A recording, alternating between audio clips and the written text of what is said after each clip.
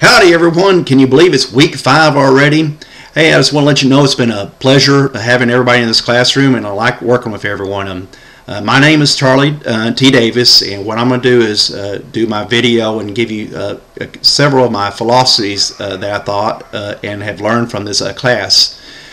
First of all, I want to let you know that I am not reading a script. All this stuff is coming from my memory.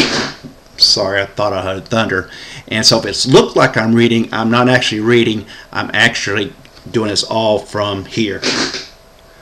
All right. Well, one of the philosophies is over discipline, and some of the discipline practices that teachers use. And I think that an effective teacher knows that the #1 problem in the classroom is not discipline. It's a lack of procedures and routines. Think about it. As a classroom teacher, I will establish rules for discipline that will create an environment that is conducive to learning and minimizes classroom interruptions. The other one I like talking about is teacher-centered versus student-centered. And I'm old school, so I'm back from the old days when it's teacher-centered, when the teacher told you how to do it, when to do it, and why to do it. Now, I want my classroom to be student-centered. And by using student-centered rules, I can create a more motivating and rewarding classroom environment. Now, I'm going to get on my soapbox here, so just bear with me while I look for it. But this is going to be on retention or social promotion. It is my strong belief that some students need to be left behind, period. Hey, not all students are going to graduate or become productive members of society. Trust me, I used to work as a truancy official for a middle school, and I saw this every day. Hey, some students will be productive by saying these words: "Welcome to McDonald's. Would you like to supersize that order, sir?"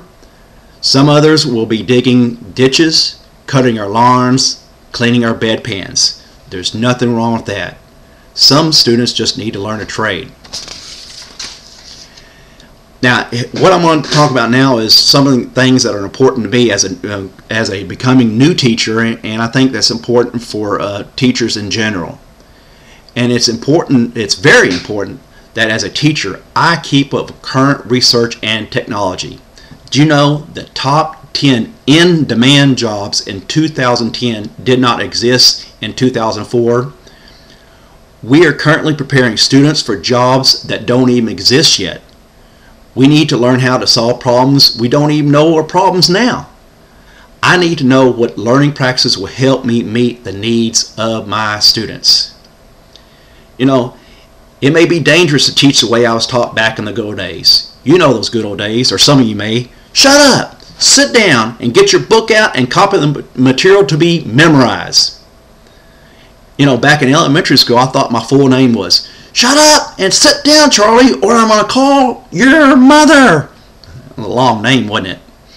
That was until I got into junior high school, and the coaches used a few other words that I can't tell you right now. Now, the best practices I will use will meet the developmental needs of my students.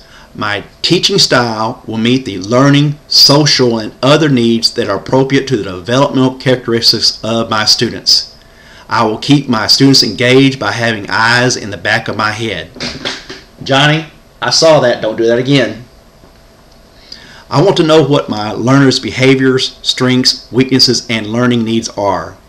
Hopefully, this will eliminate problems before they become a class disruption. Going back to technology, the amount of new technology information is doubling every 2 years. For students starting a 4-year college degree, that means that a half of what they learn will be outdated in the 3rd year of study. To be an effective teacher, I must be an extremely good classroom manager that gives students the opportunity to learn.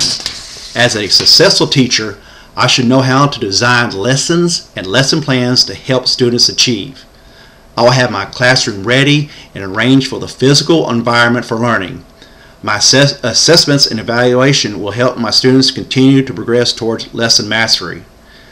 I will use my discipline plan to help teach students self-discipline and responsible behavior.